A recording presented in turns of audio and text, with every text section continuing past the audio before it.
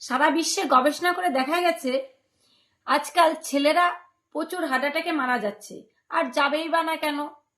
ছেলেদের এই মনের ভিতরে অনেকে বাসা বেঁধে থাকে, তার আত্মীয় স্বজন, বাবা মা, ভাই বোন।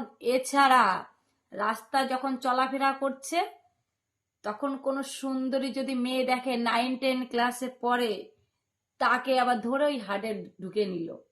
আবার যদি পাশের বাড়ি বিল্ডিং এ যদি কোনো সুন্দরী রূপবতী গুণবতী যদি বৌদি থাকে, আর সে যদি স্নান করে ছাদে এসে চুলে ঝাপটা দেয়, ওই যে হাড়ে ঢুকে নিল।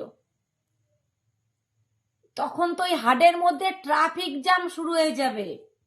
আর ওই ট্রাফিকের রানী তখন এসে হাজির ওই হাড়ের মধ্যে। সে কে জানো? ওনার ওয়াইফ।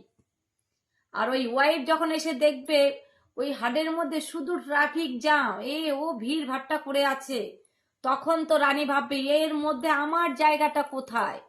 তখন তো ওই রানী কি করবে? ঝাঁটা দিয়ে সব বিদায় করবে। তখন তো ওই পুরুষ আর নিতে পারবে না, কারণ সে তো রানীকেও রাখতে চায়, ওই 9-10-এ পড়া মেয়েটাকেও রাখতে চায়, পাশের বাড়ি ভাবিকেও রাখতে চায়, আত্মীয় স্বজনকে রাখতে চায়। তখনই তো করে হাঁটাটাকে মারা যায়।